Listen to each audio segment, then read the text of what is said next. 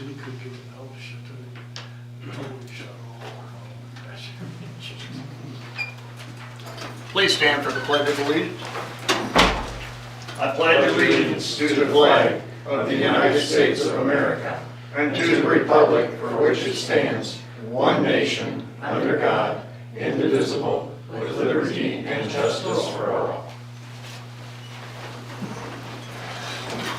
Welcome everyone and those watching on TV. Our first order of business tonight is public hearing. Okay, so on for public hearing this evening is consideration of revised historic district guidelines. And so this hearing is called here in the Board of Aldermen chambers at 7:00 p.m. on Tuesday, November the 12th. And notice has been published per the code for this hearing. And anyone who is in the audience here who desires to speak regarding the revised historic guidelines may speak. And of course, the mayor and the alderman may talk and deliberate among themselves. And then there can be, or there should be, a vote as to whether to accept these guidelines as part of the city's ordinances. Part of the city's ordinances. It's not necessarily intended that these are going to be part of the code book, but I think what we're anticipating is an ordinance that just says we adopt these guidelines, and there will be a section in the code that mentions that, and mentions that anyone who wants to determine what these guidelines are or review them may obtain a copy at City Hall. And I guess we could put it on our website as well. Try to make it as easy for people as possible and as accessible to people as possible, so that they know what the guidelines are, so that they know what the Landmarks Commission will be looking at when evaluating applications for the certificates of appropriateness. So that's really all I have, Mayor, is by way of introduction. We, the board and the mayor, we looked at these previously. I made a recommendation that they seemed just a little too loose, lots of shoulds and should considers and look intos and things of that nature. And a lot of those have been taken out. Not all of them have been taken out. If you read this draft that's in front of you right now, there still remain a few of those, and I've looked at that and I think that's appropriate in the handful of places where that still exists. And then also I did look at the section on demolitions on page 7, and I think that's fine as well. So everything that is in red here is actually part of the... Proposed to be part of it, yeah. Okay. So I guess, Chuck, you're the ramrod of this. Do you want to make any statements before we get into discussion? No. Okay. Do you all have questions?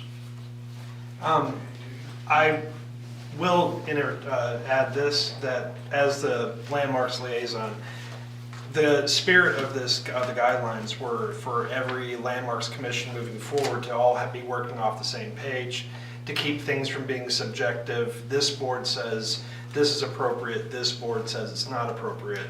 So I gotta thank Chuck and especially Bob Pinkerton that putting in all the legwork to put this together. Yeah, I know you all have a lot of hours put into this, and it's appreciated for sure.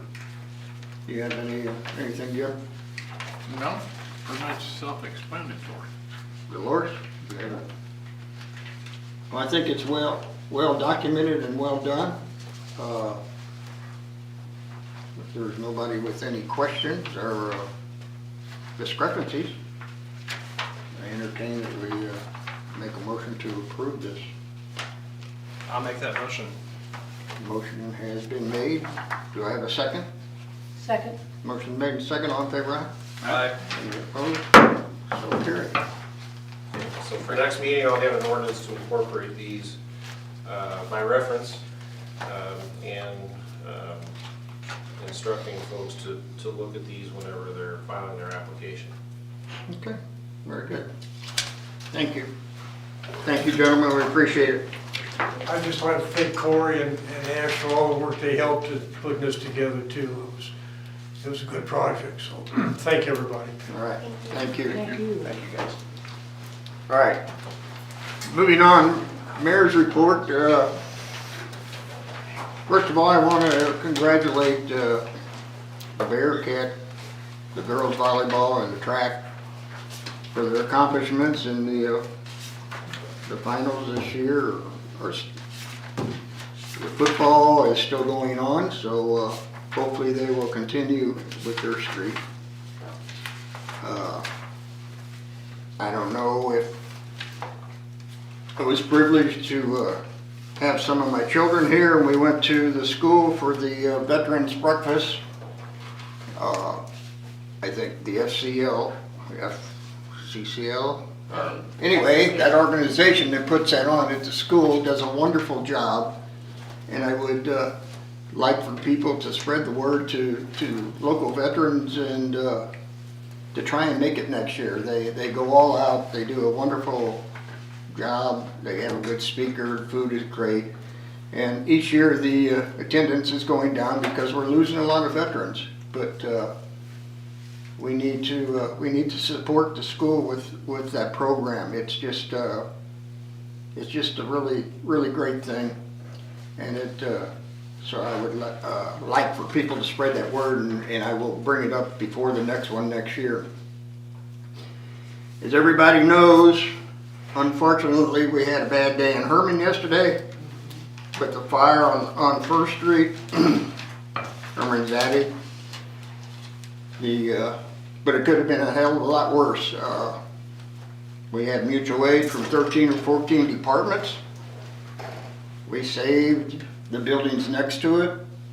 I don't know if you watch news across the country, but usually in small towns, when a business district catches on fire, they end up losing a block or half a block. Our guys controlled that fire, and the deli is next door with maybe a 6-inch space between the two buildings, and these guys just did a wonderful job. I mean, I'm a career firefighter, and they did a hell of a job. And Ash's building is still standing. And the other thing, I want to thank our fire department and all the mutual aid companies, but I also want to thank the citizens and the local businesses. People came out and brought water and food and to take care of these guys while they were fighting the fire. And there's a fire meeting tonight, and I'm sure they're gonna say something about all the support that they had from the community.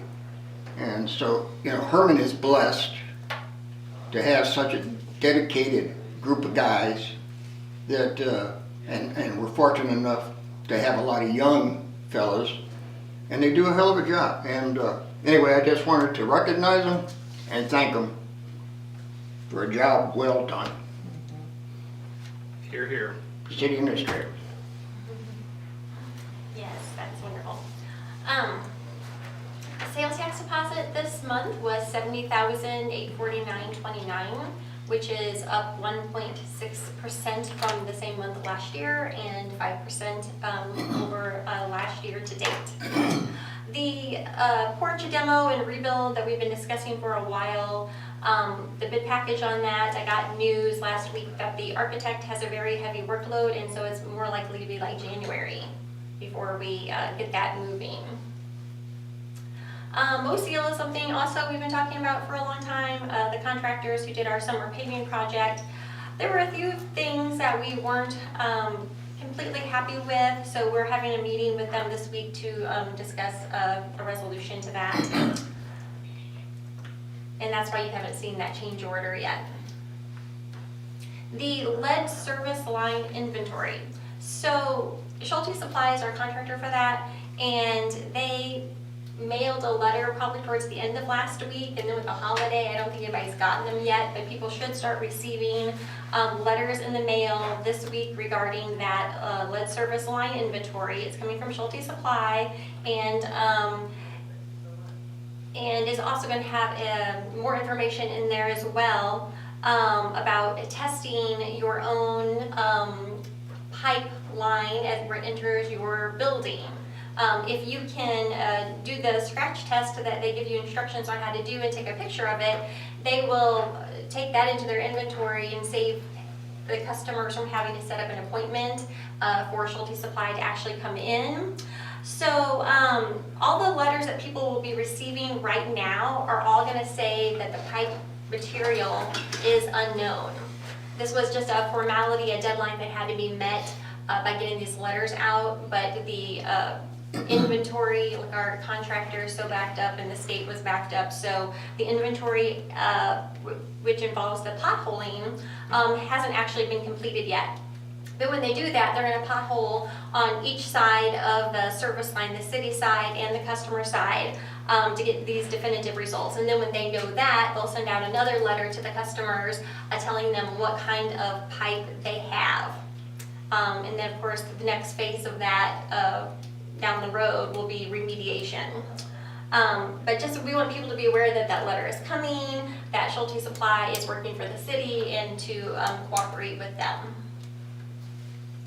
US Cell Tower, US Cellular Tower. That work should be completed in the next week or two, and then the old tower will likely come down by the end of the month.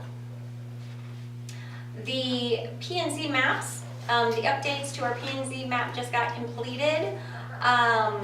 It has, the great addition to these are going to be that it has the county assessor's lot lines overlaid on our zoning code colors. And so in the past, occasionally there'd be a quirky little spot that would lead us to have to do a lot of investigating to determine what zone they're in. So this really is going to clarify that. We should be receiving hard copies this week that will get out to all of you all, and we'll get that on the website as well. The fall cleanup / big trash day, that was on November 2nd. That was where we had it delivered. People could drop it off at the Gutenberg parking lot. And our employee, as well as Tri-County, said it went smoothly. And we did have a pretty significant reduction in the materials received. So it's hard to know if that is lack of participation or if it's less out-of-town abuse. I'm sure it's some of both. We did receive a few complaints about the change. We kind of expected that, but we do have the spring cleanup scheduled for curbside pickup as we had previously discussed. And lastly, I just want to remind the public that to please take the comprehensive plan survey.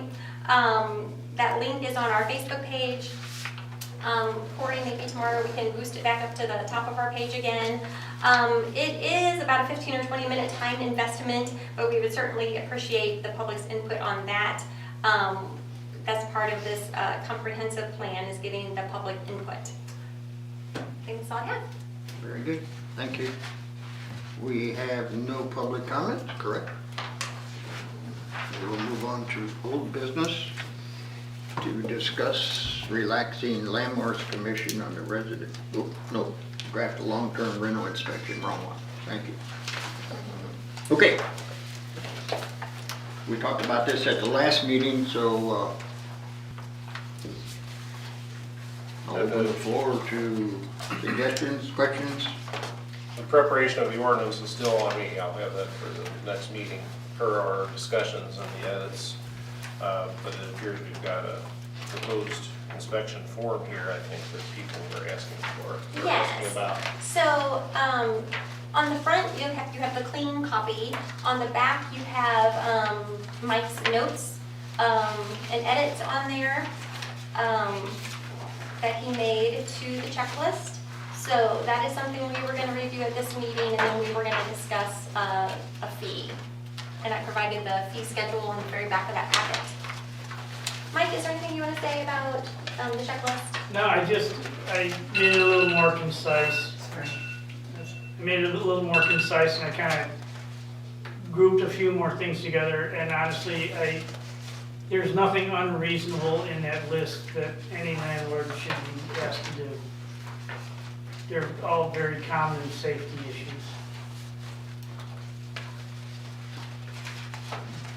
Couple things I noticed on here, maybe I'm getting too specific, but on the exterior part, where it talks about maintain visible house numbers, according to our ordinance, we changed it about 2 years ago. They must be 4 inches 4 inches tall tall. and in contrasting colors of the house. Yes. Because I think before that was 2 inches and you couldn't see Yeah, I it. mean, they have to be visible from the curb. It's for first responders. We could add that 4 inches on there specifically. Yeah, there, just Can we refer add that here? to the ordinance number. Is New Haven's 4 inches as well? Yes. Okay. One other thing I noted underneath on the second page, fire safety requirements. I was looking for the carbon monoxide, you had it there, but how about a fire extinguisher? We don't require them. In short-term rentals, yes, but not in long-term rentals. Maybe we could encourage them, that wouldn't hurt. But I would think that a lot of times they just disappear at the end of the rental term, you know. But I don't require those in New Haven.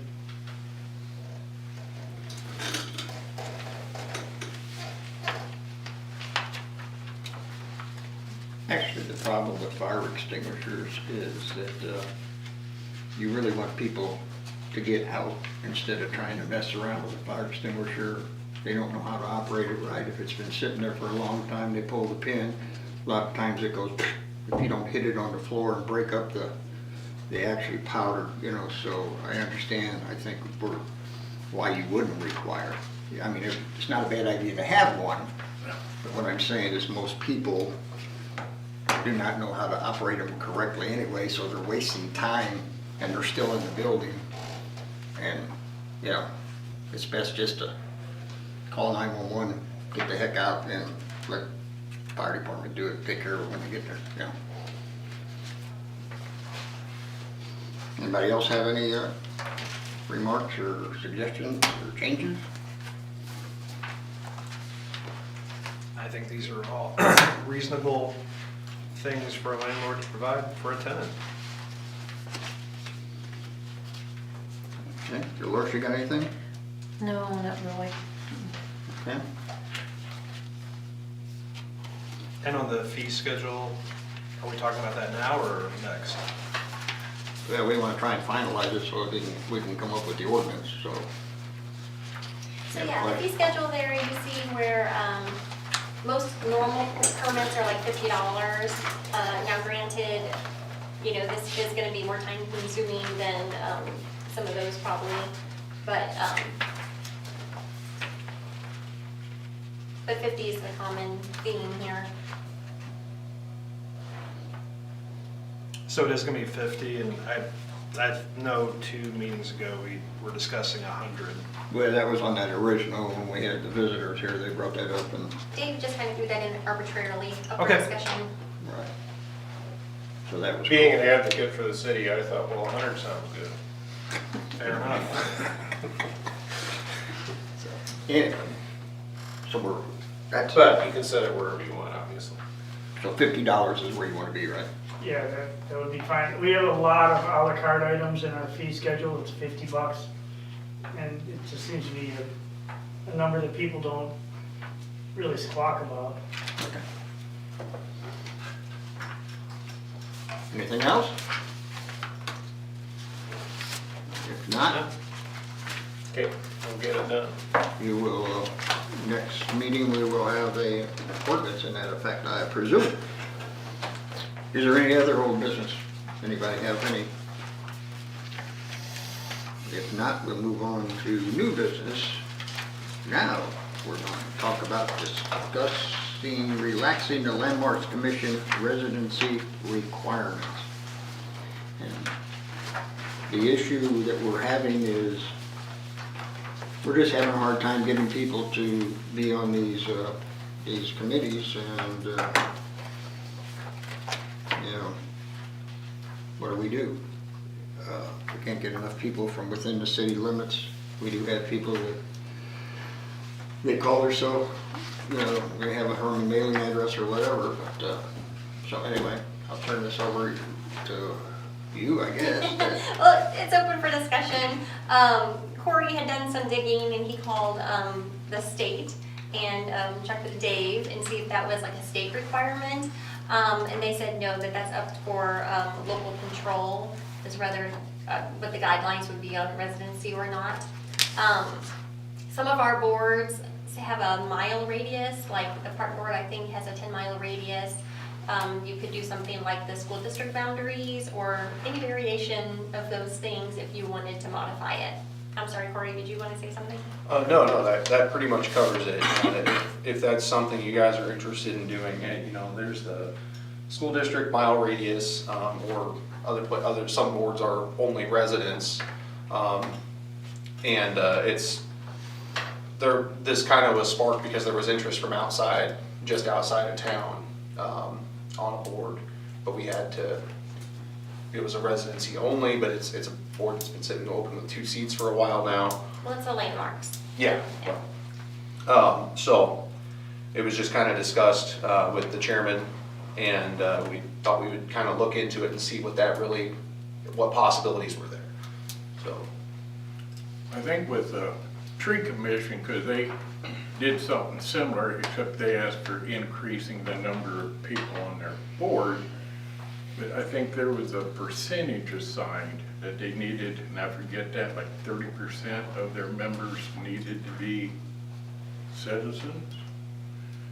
You know, looking at the future, and I agree with Bruce, it's hard getting people to volunteer, but what happens in 2 years from now, all the members of the landmarks lives in other towns. Should we have a 25% of the board being permanent residents? Well, that's what we need to discuss and decide on which way we want to go. I mean, the landmarks is an important part of what we do, you know. Did Chuck have any recommendations at all? from my conversation with him, and I don't want to misrepresent what he said, but from my conversation with him, he was in favor of relaxing it to help him get some people on the board. Because he was approached by a potential occupant.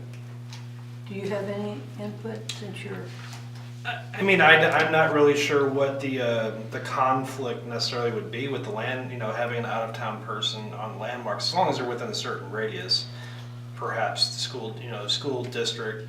I can't really off the top of my head think of any conflicts that someone who lived, you know, just north of the river might have with being on the city's land. And you don't have to be a resident of the historical district to be on the landmarks, so. I would be in favor of relaxing it to include the Gasconade R1 school district. Okay. does it have to be an ordinance change, Dave? Is that agreeable to you all? Sounds good to me. Get some people on board. Well, yeah, I mean, we have to do what we have to do. Big area, you know, Dave, all the way down there. We're should I gonna, schedule a public hearing for that? That's part of the zoning thing too, so we'll have to have a public hearing, and from there we'll thing. okay. We're all in agreement on that, and we'll schedule a public hearing. Under old business, is there any other old business? I do have a Okay. comment. I was looking through our code book and could not find anything to regulate change orders for any contract that has been increased or any bid that the Board of Aldermen has prior approval, and then it came up with higher. I'd like to see an ordinance regulating or setting a policy for change orders Washington has one, and it's not bad, at least. Change orders for contracts For of con- work, you mean? Yeah, if the Board of Aldermen approves a contract for street Paving. repairs or anything, and it's either, it Like the comes problem in we've high, got with this yeah, mid-season, high or this low. We have nothing on our code book that regulates or sets a policy on how how we should handle it. I think we need something personally, but maybe the rest of the aldermen don't feel. So it's up to this point of, and excuse me for not knowing the ins and outs of the change order. It's just been kind of an agreement that it's done, but there's no particular ordinance setting forth the guidelines. In the for past, it. there was an ordinance approved for the change order. Well, the rationale there being any contract or agreement that calls for the city to pay money to somebody to do something over, what, 5,000 as the administrators within their discretion. We have, for the last 20 years, approved by ordinance. And that protects the city. It ensures that all of the aldermen get their eyes on whatever it is. And it protects, more than anybody, I think it protects the contractor because they know that it's been approved by the city properly versus just getting a verbal from the administrator or getting the mayor to sign it or whatever. And There was a motion. yeah, right. And the majority of the decision makers made it. So if you have a $50,000 contract and then they have a $25,000 change order comes in, you know, well, you approved the initial contract by ordinance. You know, do you approve the change order by ordinance as well? Should you go through the same formalities for that as you did the original one? And I don't know if Washington, for example, has any policies on contracts generally. Did you notice that at all, or was it just for change orders? It just said, conditions of contract not to be changed, exceptions. And Except it goes- for as It follows. says no change shall be da-da-da-da-da. I mean, I'm sure there are other communities that have but I just think we need something to spell out why we need a change order and when it should be done. You have some contractors, of course, whose MO is to come in low and then change order the heck out of it. That's Yeah. true. So it could address that. So if it was, say, over the $5,000 city administrator discretionary mark, then you're asking that it needs to come back before the board for us to approve it. If Well, the we contract always- is originally approved. Yeah, in general, yes, our policy in general is to have the change orders approved by ordinance as well. We had that snafu this year with Moseal. The engineer on the fly had to make a decision and gave them the go-ahead without getting formal permission. So that was kind of a rarity, but it happens. But they didn't have, wasn't that something to do with the time too? I mean, Yeah. they had to get it done like, Yeah, I don't remember the details anymore, but it had to be kind of done on I the mean, fly. I don't have a problem with what she's saying. If it's gonna protect us, you know, from that type of, Again, it's kind of ironic because I would think the contractor would be the one insisting on it, but so that they're covered. But it certainly doesn't hurt us to do it. yeah, I mean, I think we need to cover our butts, you know, in all aspects of it, so Could there be potentially in the ordinance that was written in cases, and I know the situation you did brought up, Trish, could there be like emergency, like email vote or perhaps even a phone call vote, you know, if it's something that's extremely time sensitive that can't wait until the next BOA meeting? I think that's always a possibility, I believe, isn't that legal to do that way? I think in the past what we've done in those situations is still have an ordinance to approve the change order, except exchange the word approve for ratify. Okay. you know? So- And at least, again, it ensures it comes before the full board and everybody knows what's going on. And So if an you- explanation is warranted, you get that. And if the contractor says, well, I'm not gonna proceed until I get that, well then, case by case basis, I guess. If you're asking for a decision for more than $5,000 within that minute, that moment, sorry. Or, you know what I mean, sometimes that's the case. So beyond our normal policy of doing it by ordinance, what is Washington's, what kind of layers do they add into their policy? I only have one statement here, it's just one paragraph, so what else, whatever else they do, I don't know. Said anything that is done on a, either contract or materials that is furnished, if it's changed from the original contract or bid, then they need a change order before anything is in, before anything is paid. Well, does it say just needs a change order, or does it say must have a change order that is approved by the city council? The council, unless the council shall by a change order authorize such change orders in the same agreement, you'd have to read it, Dave. Well, I mean, you know what I mean. Yes, change orders should always be in writing. But it sounds like it says not only should you have a written change order, but it should be approved by the council. Right. Do we just amend the ordinance we have? Or make a new ordinance? Just be Just add it. an ordinance to authorize a change order numbered 1 with respect to the whatever yeah, could be self-explanatory. Sound good to you guys? Yeah. You wanna work on that for us then? Yeah. Thank you so much. Appreciate it, thank you. Any other old business, or new business, excuse me? Going backwards. Anything else? If not, we will move on to ordinances. The first one for second reading is Bill number 2024-52, an ordinance to approve and implement the Missouri Intergovernmental Risk Management Association's Model Police Department Policy. This is second reading, so if you have a motion to approve, I move to approve bill number 2024-52 as second read. the motion has been made. Do I have a second? Second. Motion made, second, all in favor, aye? Aye. Any opposed?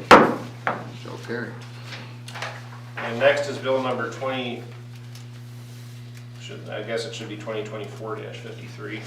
It's typo on my part. An ordinance calling general election for the year of 2025, setting the date and time thereof, specifying polling places, appointing judges of election, specifying officers to be elected, providing filing date for candidates, and providing for publication of notice of election and general provisions. Any questions on that? That's just for setting up our next election. If not, do I have a motion to approve? I'll move to approve bill number 2024-53 as first read. Motion's made, do I have a second? Second. All in favor, aye? Aye. Okay. Any opposed? So carried. We will move on to motions. We have a motion to approve the minutes from our last meeting. I move to approve the October 28th, 2024 minutes. Have a motion, do I have a second? Second. All in favor, aye? Aye. Any opposed? So carried. Invoices for payment, let's see. We pay the bills like he wasn't here, no. So we have a motion to pay the bills. I move that we pay the bills. Have a motion, do I have a second? Second. All in favor, aye? Aye. Any opposed? So carried. Appoint Dave Ferber to the Landmarks Commission. Motion to approve, Dave. I'll move. Motion to approve. Motion made, do I have a second? Second. Motion made and second, all in favor, aye? Aye. Any opposed? So carried. Motion to approve contribution for the Hermann representative on the Montgomery County Economic Development Board. Everybody understand what that's for?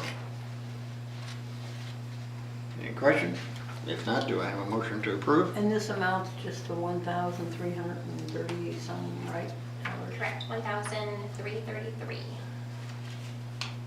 One time, annually probably. I Annually. mean, we could probably decide annually if we wanted to participate, but yeah, annually. Is that Montgomery County Economic Development Board, same as the Port Authority? Or is that separate? No, they're separate, but they are intricately involved, so I would imagine they kind of share the same boundaries, correct? If we're part of it.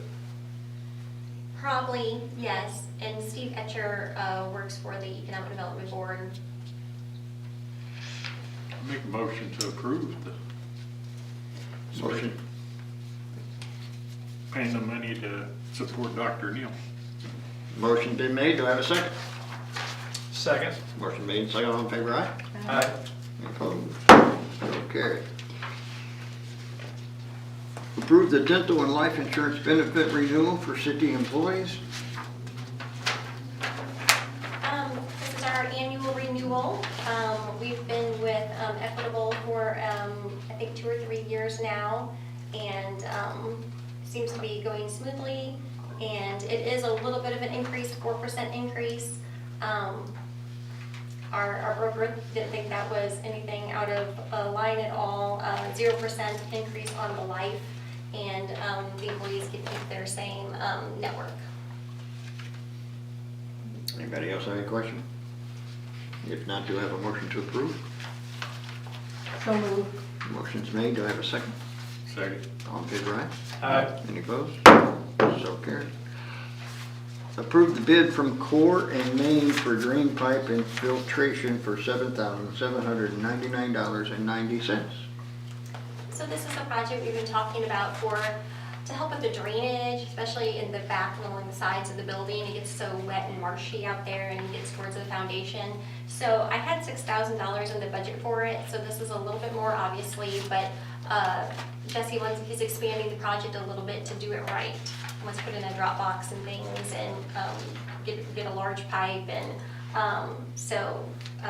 yes, I would definitely recommend getting that done. This is something that's needed to be done for some time. And the city is going to do the labor, right?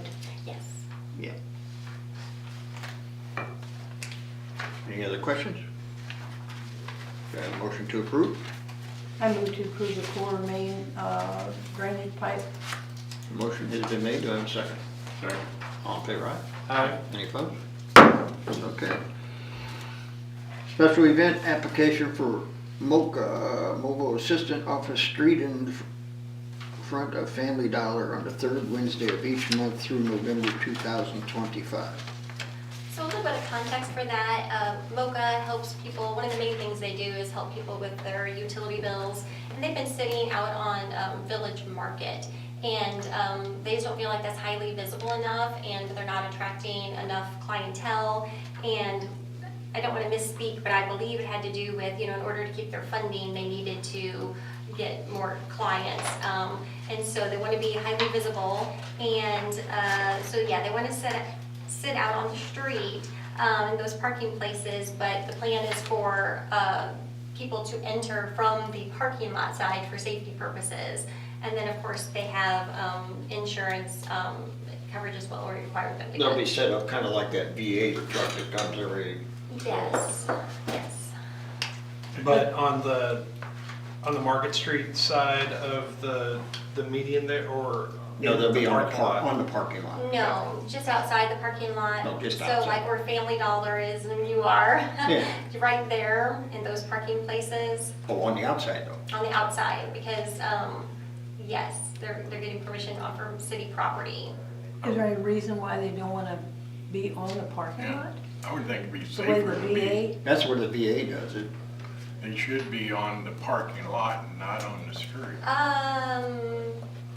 The ladies in the office were dealing with them. Were you more involved than I was? No, not much more than that.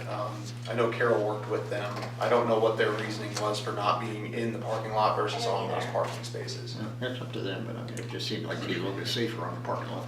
That's one thing. It'd be- Unless they have a significantly bigger trailer or bus than the VA does. No, it isn't any larger, I guess most of the time they're like an RV. Yeah. probably smaller. Like where the farmer's market set up in that area, and there's plenty of parking. Yeah, I don't know if they approached, You they know, got is it a or permission anything. issue from the owner of the parking lot? From the lumber company? No, I would think so. that's- Well, actually, the actually, city that- owns that parking lot and leases it to him, Right. Right. but, Okay. The Hermann lumber owned, and ours come out 20 foot away from the building, the rest of it is city, so. yeah, so, yeah, makes no difference to me, it just seems like it'd be safer on the parking lot, but they can make that decision when they get there, as far as I'm concerned. So, Yeah. Maybe make that recommendation, call them back, we approved it, but the board thought maybe be on the parking lot instead of the street. a little bit safer, I think, but whatever. All right. So someone want to make a motion to approve it? I'll make a motion to approve it. Thank you. I have a motion, do I have a second? Second. All in favor, aye? Aye. Any opposed? So carried. We have a caterer's permit for Old Vine LLC for the Showboat Concert, Showboat Theater, December 19th, 2024. I have a motion to approve that. I'll move to approve. Second. Motion made and second, all in favor, aye? Aye. Any opposed? So carried. We had a late conditional use permit application. Should have it in front of you. For, oh my goodness, what's supposed to be? Aaron and Alexandria, Detweiler? Detweiler. Okay. Detweiler. Detweiler. They're at 212 East 6th, back behind the electric department shed. This is just, They have a little guest house. Renewal. conditional use permit back there. This is their renewal. Bob said it checked out good. we have a motion to approve that. So moved. Second. And do I have a second? Second. All in favor, aye? Aye. Any opposed? Okay, we have no reports. Do I have a motion to adjourn? So moved. Motion is made. Do I have a second? Second. All in favor, aye? Aye. We are adjourned. Thank you for being here. Thank you for watching, folks. Not making mine. This is Susie, I just signed insurance, especially on Yeah. I'm not touching that one. I'm not putting that one up there. I debated to say that. I got anything to. new lately. Our broker, Okay, so when, they're certainly hoping when that we they were, come we to first